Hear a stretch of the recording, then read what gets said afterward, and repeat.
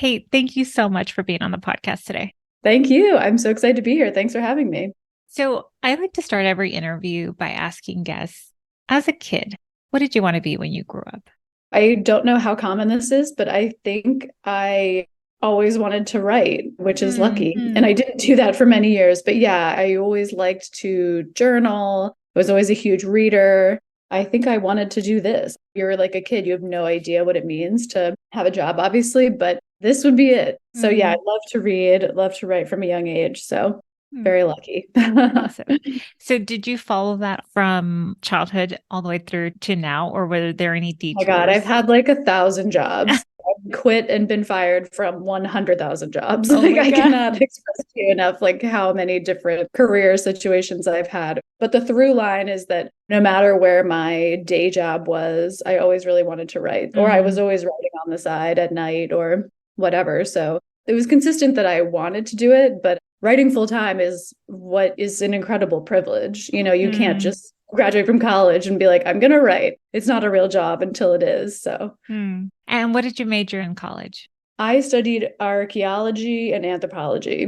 Mm. So I went in being very into economics, trying to swim with the sharks at Penn with all the Wharton kids. And that was Mm. an instant disaster. I was like super outclassed from week one. I was like, oh, I'm definitely not smart enough to do this, or like, this is not really the field for me. It's so intense here. So immediately dropped that.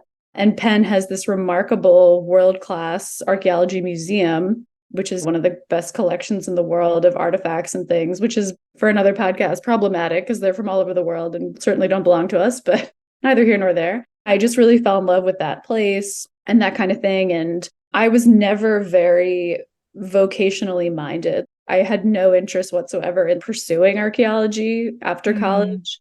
I just wanted to spend that 4 years learning something interesting, doing something interesting, meeting interesting people, and always figured I would get a job doing something else afterwards. I kind of thought it was a waste. I was like, you have to work for the rest of your life. So why would you study business and then go work in business? You have this 4 years where you get to like do whatever you want, honestly. And English majors can go do all kinds of jobs. My husband, for example, is a computer scientist. He obviously couldn't be an English major. I totally get it if you're medicine, science, whatever. But honestly, if you're going to do anything else, like study something weird for 4 years, it's your chance to like do something strange and you're never going to get that chance again. So I didn't really want to do that. But then in the summers, I really was also interested in the entertainment business. So in the Mm. summers of college, I interned at Warner Brothers Oh, and then at cool. ABC. So then after college, my first job, this I'm like doing air quotes, was reading scripts for Warner Brothers and New Line Cinema because I had interned there. So, when you picked archaeology, you thought this would be interesting. And somehow, maybe one day I'll get to write. Yeah, I liked to write at the time. I think I was still figuring it out though. I wasn't like people that write now being like, I was an English major and I wrote all the time. And Mm-hmm. I only took one writing class in college, and it was a screenwriting class. And I'm still close with that professor. The thing about writing is you have to have something to write about. So if you're only Mm. studying writing or reading books, like, what are you supposed to write about? You got to like Mm. go do stuff, have interesting experiences, and be learning about interesting stuff in order to have really compelling things to put in your stories. So I'm a big believer in that. Mm. It ties so well now knowing that, right? You wrote this Yeah, it was a book. 15-year success in the making. I knew all along that I was going to write this book. Well, tell us about your book. Yeah, so it is set on an archaeological dig. And so, in the theme of me being bad at jobs, after college, I went on an archaeological dig for a few months because I really didn't know what I was going to do career wise. This is before I got hired at Warner Brothers. And I went for a few months to Greece. Penn has these big research projects all over the world. And they were like, we'll fly you to Greece. You have to work for us and it'll all be free. And so, me at 22, I was like, great, where do I sign? So I did that for a few months. And again, I had no interest in like becoming an archaeologist. To become an archaeologist, that means getting a PhD. It's a Mm. real higher education thing, which is great. But that was not the path for me.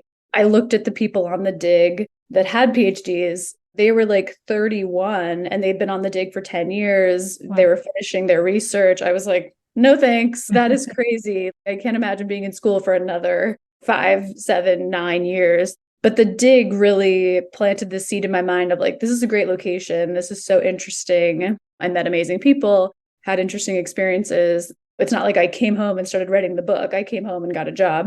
Probably 5 years later was starting to think about, I really want to write a book. I was like, that was a really great setting. It was like a nice inspiration to have when I started the book. Yeah, I thought it was so interesting as I started reading it. I was like, oh, interesting. I've never really thought about an excavation site and knowing your background. That makes sense that you would pick something that is unique, it's different. And as I was reading all the details and how you describe everything, this is before I learned more about you. You must have done a lot of research to figure this Yes. out. Really, I did zero research. Let me be clear. I was very lazy about research. No, I did research on digs and any mention of archaeology in the book that's not pertaining to Greece or the dig that I was on. But yeah, it's a lot of lived experience of having been there and what it's really like, which is great. Again, no one's reading books about people reading books. So got to get out there. And what do you think, Kate, you learned about yourself through this writing experience? A lot, especially through the publishing experience. It's a fine line. Like the publishing journey is very long. Publishing journey is very separate from the writing journey. The writing journey, you're on your own. You're a lonely weirdo by yourself, like writing it's you versus the laptop. It's not collaborative. You're really by yourself. And no one is asking you to write a book. No one cares if you write a book or not. So it's very self-motivated. You have to believe that you can write a book, that it can be better than other books to kind of force yourself, propel yourself forward. So writing to me feels like fun and interesting, and I just like it personally. I love putting together stories and characters and structuring it. I love the brainstorming and outlining of it all. I get a lot of satisfaction from writing jokes, things like that. I really like that. So the writing journey it feels very personal, and everyone has a different style and different work methods they do when they write. Even people writing a novel is insane. It's like 300 pages. But people who write marketing copy or people who write anything, it's very personal how you sit down and focus. And each person has different ways that help them get through that very solitary creative endeavor. But the publishing journey, I feel like I learned a lot about work and collaboration. I wrote the first draft in 2016, and I was living in California at the time, living in LA. I lived in New York for almost 10 years, and then I moved to LA. I can get into like the job history of it all. I'm sort of exaggerating. My main work, to back up a little bit, when I lived in New York, I worked for DreamWorks and for CBS television. And I was sort of on the other side of the table, so to speak. I was like a junior person. I was in my 20s, but I was really responsible for reading a lot of books and finding properties to turn into TV and movies. Oh, wow. So I did that for many years for CBS and DreamWorks. And yeah, it was great. I learned a lot. So that was mostly in New York. I'm sure that must have helped figure out what was good in writing. Oh, if you're yeah. reading I mean, all of these any scripts. writer, my goal is to sell books. It would be great if it can line up and be both a great piece of literature and sell a lot. But I'm more interested in the sell a lot part. And obviously that's what we were reading. You know, at CBS wants spy books and dramas and romance and things that are really like readable and fun and commercial. I'm a freakish reader as it is. Personally, I read 2 books a week. And yeah, on top of that, when I was working, you would spend the day reading a book just because the executives would want to know, should we buy this book? So you'd go ahead and read it and do your assessment of it. And yeah, I learned so much just about what sells, what people are interested in, what audiences want, and more specifically, what translates to the screen, what would make a good series, what would make a good movie. So that was really the lens there, not like, is this a good book? In fact, a lot of those books were horrible, but they would make a great TV show, right? Or make a great movie. But that's fine, you know? It's not like a great work of art, but it translates well to become a cop show or a spy show or a comedy or something. So I learned a lot about that, not to be like precious about the material. And yeah. Well, I love that you're so open. I want to sell books. I think you're the first person that said it on the podcast. Not to. Like, you are crazy. If you want to keep working, you gotta like sell books. Yeah, I'm not writing them out of the kindness of my own heart. I want to sell as many books as possible so that I can keep doing this kind of work. If I wrote this book and it didn't sell, I would never get to do it again, you know? So you gotta sell a lot of books. And the word sell a lot of books means that a lot of people read the book. You know, that's also the goal. You don't want to write something that no one's going to read. I really learned a lot of that from the publisher. Like when I started working with HarperCollins, HarperCollins' only motivation is to sell books. They want to sell books. And so when you start working with them, that really becomes your shared goal for sure. You learned more about collaboration through this process. What else did you learn through that publishing piece? So I wrote the first draft in 2016 in LA. And then across the country, I moved back to the East Coast, to the DC area, which is where I grew up. Then I kind of put it on the shelf. Like I never worked on it again for many years. I had gone through a big breakup. I called off a wedding. It was like a crazy time. I know, we'll get into that later.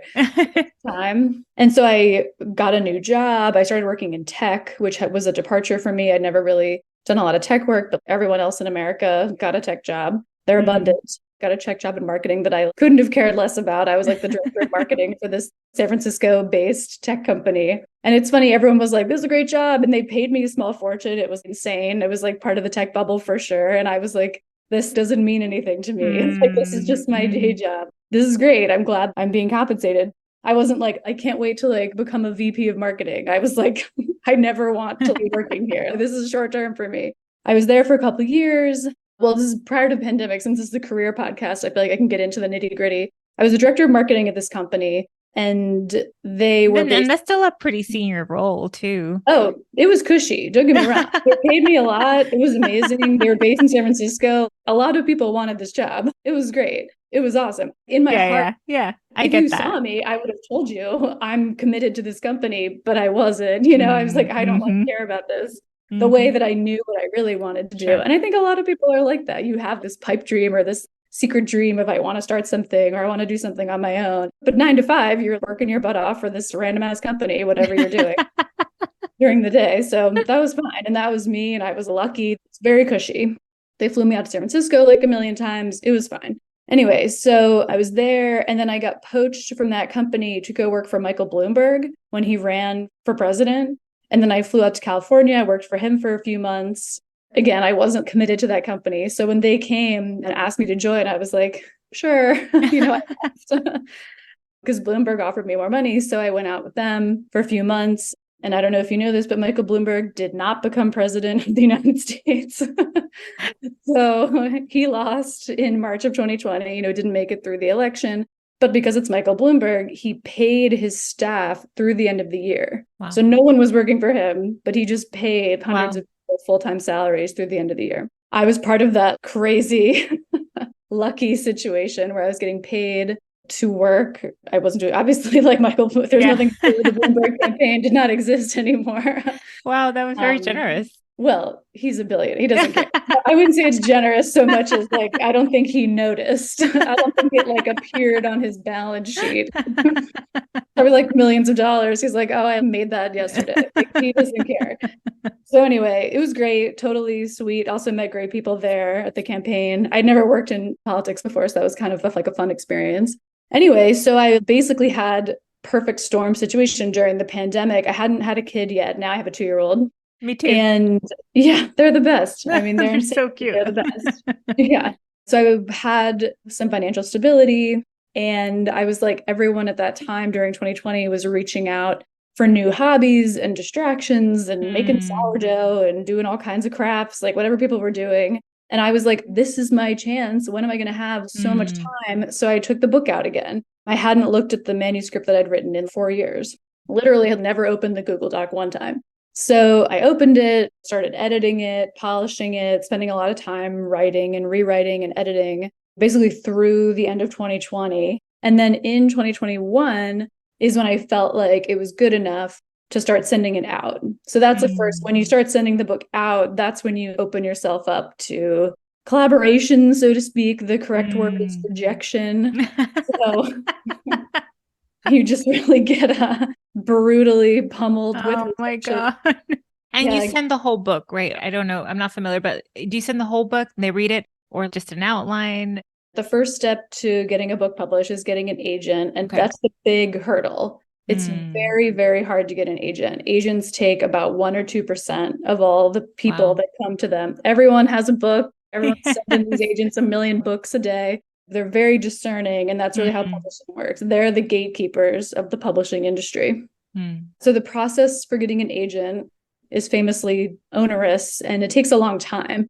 You send out what are called query letters, which are just emails. You send an email to an agent that's like, hey, Sam, this is what my book's about. Very short email, like one sentence. It's kind of like this book. Here's a paragraph of what the book's about, 2 or 3 sentences, maybe one sentence about you, like, oh, I'm a writer or I work in tech or whatever. That's it. And then if they are interested, they will ask you for the book.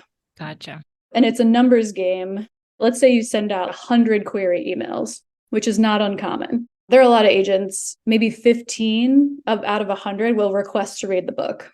And that would be pretty successful. And also they might get back to you in 6 months. It's not like they respond to you the next day. Again, they get hundreds of emails from everyone who thinks they want to read the book every day. In 2 months, they're like, my assistant read your email. She thinks that we should read the book. You send the book. Then maybe like 2 people want to talk to you on the phone. So now you're at 2 out of 100. You spent a ton of time, ton of energy. 98 of those agents have written back, either don't write back to you, very rare to even get a response back. If you get a response back, it's like, this isn't good enough. I don't like this. Not for me. They're not like mean, but it's your personal work. And so you're like, oh, they hate me. But really, they're just inundated. And a lot of people write a lot of books, and there are already a lot of books out there. So it's like very competitive. In my case, I had worked in the industry for a bit, like at CBS. Again, I was working with books. So I kind of sent it out to 20 or so agents that I had some kind of connection to, either through friends or that I knew from back in my CBS days. All 20 of those people rejected it.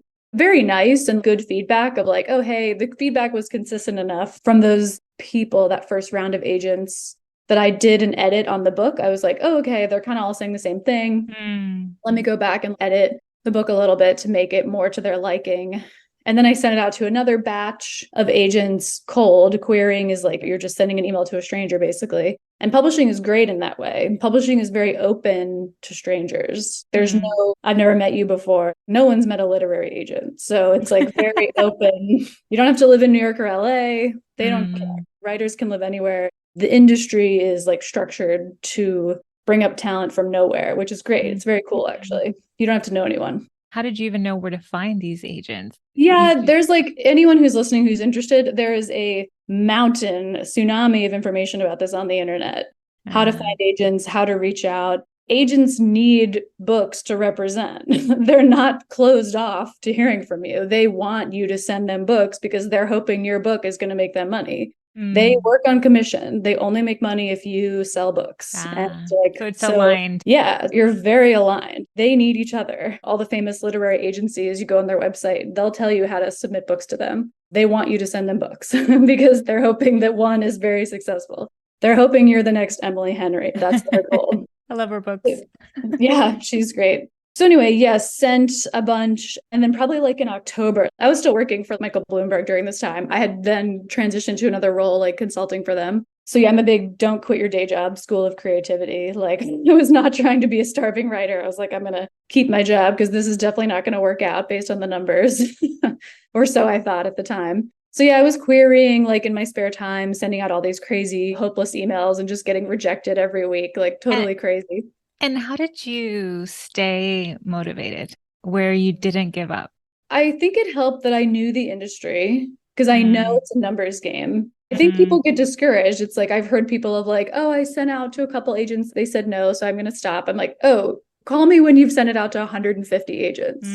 That's when you should stop. It is a numbers game. Anything else in life, like when you apply for a job, you don't apply to one job. You would apply to like 10 jobs and interview around, and all the more so because this is sort of like winning the professional lottery is getting your book published. It's kind of insane. So yeah, it's a numbers game for sure. And it does suck. Yeah, it's not great to hear that this is like your pride and joy, this book you've worked on for so many years, and people are like, oh, I didn't like it, or it's not good enough, or whatever. It's not pleasant to hear, but as you can probably tell at this point, I'm not that sensitive. It's really just not who I am. I love your energy, Kate. You're like, yep, like very matter of fact, very like, okay, this is how it is. Right? You're not romanticizing it. It's like, this is extremely practical, I know. I'm like an ice cold wasp. I have like no ice in my veins. It is difficult because when do you know when to stop, right? If something's not working for you. And that's a big question. And I like talk about that with writer friends all the time. I'm reading the tea leaves here. This is not the right project, or like this is not the right time, or this is not working. I think you just have to commit until you can tell yourself, I did everything there was I could do. If you know that it's pretty standard to send things out to about 100 people, do that. If you stop at 20, then you don't really know, because your agent could have been in that 80 people that you never sent it to. Just thinking about it, as you can hear me talk about it, it's a business. It's not like a popularity contest. There's no indictment on you as a person. They're not saying like, you're an idiot. They are only motivated by money. So they're just saying like, I don't think I could make money on this book, which is fine. Another agent might be like, oh, I can definitely make money on this book. And if I make money on this book, you make money on this book. So it's just a business. And that was reflected again when we took it out to publishers. So getting the agent again is literally just the first step. Oh my gosh. Yeah, it's like it's kind of like the hardest, weirdly, but oh, interesting. Yeah. Because I think you're so new, you don't know anything, you've had no validation. So in my case, long story short, went through all this crazy stuff. And then in October of 2021, my agent Claire did what I was saying, requested to read a book, read the book, and called me on the phone and offered representation. She was like, I would like to represent this book. And I really wanted her. She was an agent I had stalked, basically. And she represented books that I liked. She's at one of the biggest literary agencies in New York, which I wanted her to be in a big agency. I don't want some dude with a desk. I want a big company behind them who can put resources into me. So that was great. So I signed with her and we were on the phone. She's in New York. I'm in Annapolis. And I was like, you can't see me right now, but I'm 8 months pregnant. I like signed with her, I signed the offer of representation, and then I had a baby 3 weeks later. So oh my God. I know. Huge. It was crazy, like around Halloween. Yeah. So then you sign with an agent, and then it's almost like it's so validating. Do you know what I mean? Like you've been through this crazy thing, and someone who really knows what they're talking about says, this is good. And that's so big. It's such a big stamp where you're like, I knew it. Like I knew this was good. And finally someone agrees with me. I knew it. So it's very validating. And then the agent turns around and then sends the book out to publishers. So you sort of go through the same thing again. She sent it out probably to 20 editors at the big 5 publishing houses: Hachette, Random House, Macmillan, HarperCollins, Penguin, Simon & Schuster, about 20 editors there. And so same thing. Then you get rejections back. And they're very thoughtful. The rejections go to the agent, and your agent will be as nice to you as you want them to be. They can couch it in like, oh, it wasn't the right thing. As you can understand, I was like, just forward me the email. I want to read what they said. I want total transparency. You want to understand. Yeah. So I want to understand know. and learn. Yeah. Absolutely. And that was so interesting to me. I felt like it was such a privilege to get to read what an editor at Simon & Schuster said about my work.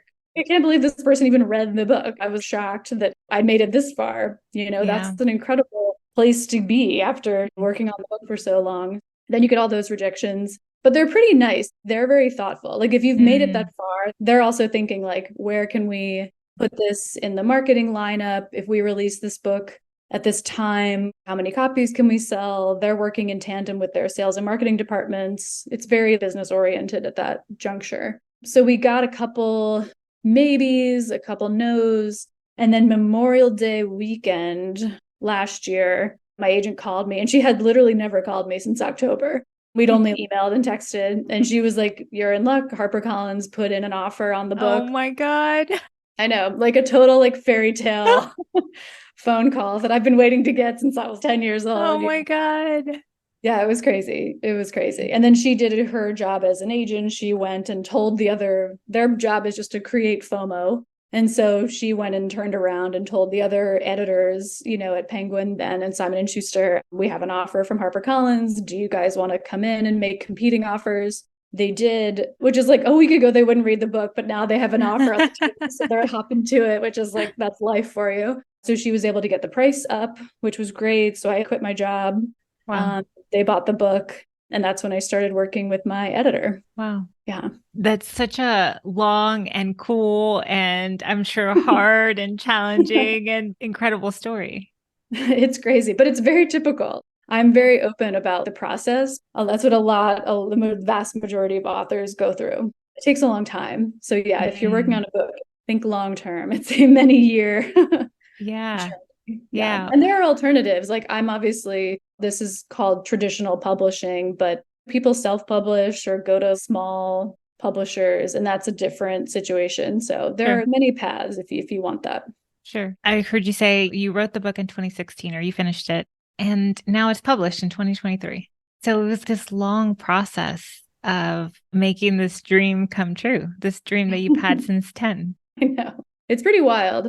Yeah. And the coolest part of it all, I think you asked earlier, like the learning part. I mean, I learned all of everything I'm describing. I've learned in the past couple of years about how the sausage is made of this wild business. But I think I learned the most from working with the team at HarperCollins. To get to work with an editor there is remarkable. They've worked on extraordinary books. They've sold millions and millions and millions of books. And so my editor there really had a vision. And I really understand now when authors profusely thank their editors for really almost helping them write the book. That is really true. The book is unrecognizable from when I sold it to them from when it came out. Wow. It's very different. And that's because she really saw what it could be. Again, they only want to sell books.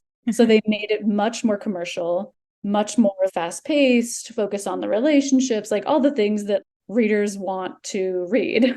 We worked on it together for many months, for probably about 6 months, closely making a lot, really big changes, a lot of little small changes, and really just drastically editing the book to what it is now. So it's an awesome experience as a writer because, again, you're so by yourself in this profession that it was remarkable to feel so collaborative. And it's like, oh, great. If I have some dumb idea about a character, I can talk to my editor and we'll brainstorm it together, figure it out. And same thing, she made my job easier. She would come to me with a lot of good ideas about why don't we like get rid of this character, or why don't we add a chapter here? And so that was such a gift to get to work with the team. And then when you're finished editing, the book is done. It feels very like, at that point, you're sick of it. You've read it a million times. You're like, God, I can't look at this for another day. You've been head down in this one document for 8 months. And that's when you're given a whole other team, which is also very cool and collaborative. HarperCollins assigned me a whole publicity team, a whole marketing team. Wow.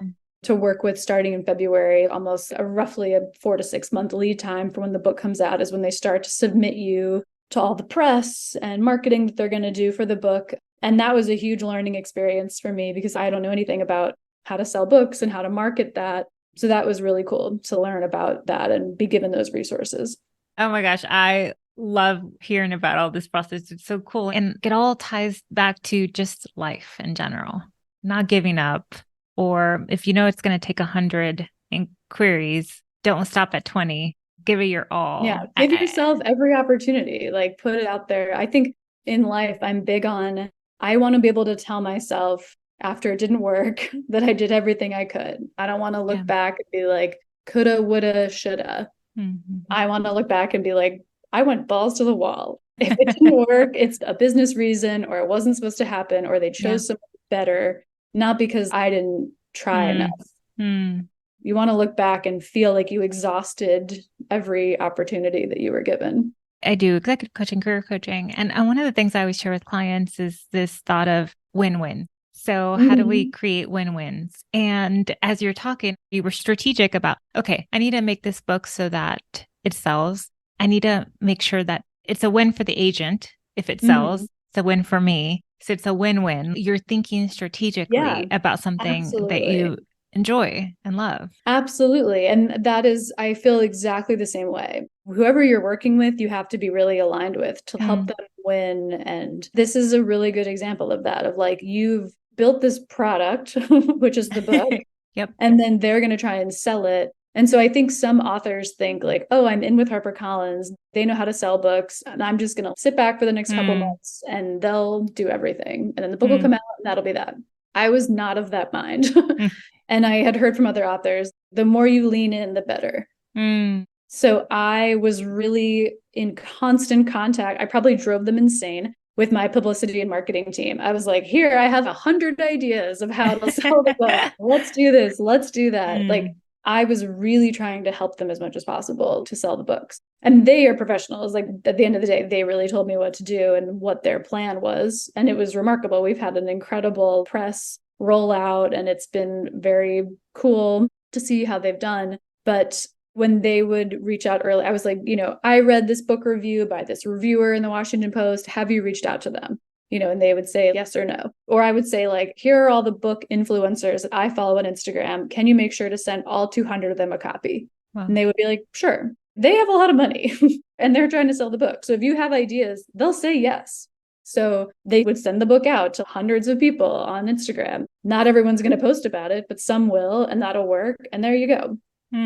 I was really trying to be a partner to them and an asset to them. Because same thing, I want them to succeed. We've been in Oprah magazine. We've been in a bunch of Good Housekeeping. We've had a lot of press success. It's great for me, obviously. It's great for them. It's great for my editor. She gets to look and be like, see, aren't I smart for buying this book because Oprah likes it? It's win, win, win. It makes the whole team. All I'm trying to do is sell my second book. That's my job, which I did a few weeks ago. Congrats. All of that helps. Yeah, all of that helps. I'm noticing the theme of you're advocating for yourself. You're not just sitting there. You're thinking about, okay, what is within my control? How can I be creative? How can I be resourceful? And looking far ahead, not thinking short term. You're like, sure, do I want to be my ego? Do I want to be on the best reads of the summer list? Of course, I would love to be on every single roundup of top 10 summer reads. Would love to see it. But why? It's because number one, I want the book to sell. Why do I want the book to sell? Because I want to sell my second book, and they're not going to buy a second book from me if the first one was a dud. When I first signed with my agent, even, we talked about my current book for probably 5 minutes, and we spent the rest of the hour talking about the next book and the book after that. They want to stay with you. They're hoping that you write 10 books and they all make money. They're not interested in a one-off, one-hit wonder. So I know that. Me too. I don't want this to be the only book I ever write. I'm thinking about this as a career and a full-time life for myself. So how do I set myself up with things that seem like small minutia, and I want the publicity team to like me. I want them to be like, yeah, we want to do another book with her because she was really helpful. She was proactive. She was responsive. She was very professional. I don't want them to be like, yeah, it was so annoying. She never did anything. I want them. It's a team. And I sold the second book a few weeks ago. My editor's letter to me, she was like, we really like working with her. That's good. That's exactly what I've tried to do this whole time is be part of the team, be an asset, be helpful. You just used the word I was looking for, proactive. You were proactive. You said you were part of the team. You're thinking long-term. And I think this applies to everything, starting a business, career, being strategic, thinking long-term, helping the team, being an asset. As I'm listening to you, I'm like, yes, yes. Yes. Ooh, I need to do more of that. I need more of that Kate energy. Ooh. Yeah. I'm all about it. And I don't think all authors are like this. I think some that are probably maybe more artistic or more literary, you do kind of wash your hands of the business side of it. But yeah, I just feel so lucky. You told me 5 years ago, you're going to have a best-selling book at HarperCollins. I would have collapsed. I would have crumbled to dust. And so I just feel like, oh my gosh, I want to stay in this club forever. How do I do it again? What can I do to position myself so that there's no question that they want to do more books with me than my next 10 books, that all these great things happen. So this is like a whole other story. It's like this huge thing that I haven't even gotten into, but we also sold the TV rights to the book. Oh, wow. And that was also this whole other process that was going on at the same time. So same thing. I felt like I was trying to be really proactive with them and as helpful as possible when that was going on. How can we make this a success for the long term? So if someone's listening, Kate, and they're kind of in that role that you were in, that in-between role where you were like getting paid well, but you weren't really in it. You knew in your heart this wasn't it. They're listening at their desk right now, feeling the same way. What would you say to that person? Keep going. The first line of my acknowledgments at the end of the book is that sentence is if you're working on something right now and you don't think it'll ever see the light of day, hear me now, believe me later, keep going. But I am a big believer in, specifically for projects like this, don't quit your day job. Use the resources that you're being paid from whatever you're doing to help fulfill and support your passion project and your interest. And I think really emotionally, don't be hard on yourself. Mm. You know, it can feel like, oh, I'm not doing it. There's this thing I know I want to do and I'm not doing it and that sucks and I feel lame. You are doing it. Even if you write just for a few hours on the weekends, I considered reading to be part of that journey for me. I was like, when I'm reading, I'm contributing to being a better writer. If you're working on something, if you're exploring other similar products or similar businesses, you're doing it. There's no timeline. No one's saying like, you have to do it next year or you have to do it in the next 6 months. It took me forever. I was convinced in 2016 that that was going to be the year. It was basically 10 years later. It took a long time. So all the little things do add up and you are doing it. And I think just be willing to be rejected. And that's easier said than done. I'm obviously a little more thick-skinned, I think, than the average creative, but be willing to put it out there. And before you put it out there, get it to as good a place as possible. There are people, agents are one of them, where you can't go back. If an agent rejects you, they don't accept a revision. So you have to get it to a good place. When you have those things that are sort of one strike and you're out, you want to feel like you brought your A game and you created the best product you could. Yeah, honestly, just keep going and don't get deterred by rejection. There are very few things in life that are like, you have one shot with this one person. Unless you're like in the elevator with Warren Buffett, don't worry about that. Like you have a lot of opportunities and success can look like a lot of different things. So cast a really, really, really wide net. Get rejected 100 times before you quit. Oh, and that applies to everything. So thank you so much, Oh, Kate. absolutely. Thank you so much for being here. Tell us, where can people find your book and where can people follow along? Yeah, you can find the book wherever books are sold, Amazon, Target, Barnes and Noble, your local bookstore, most importantly. Local bookstores are the best, as we all know. So wherever you get your book, and if they don't have it at your local bookstore, just ask it, they'll order it for you. So yeah, Excavations is the name of the book, and it's a great summer read. Go I'm buy loving it, by the way. I'm loving it. Halfway through, I'm hooked. Get them to read it. I'll come talk to your book club, DM me. My Instagram is where you can find me. I'm Front Doors of Annapolis. I used to take a bunch of pictures of people's houses in Annapolis and then didn't feel like changing my Instagram. So I'm at Front Doors of Annapolis, and I've been on book tour all summer in New York and LA and whatever. And I still have a few more events. So DM me, reach out. Would love to hear from you. Thank you for being here, Kate. Yeah, thank you for having me. This was wonderful.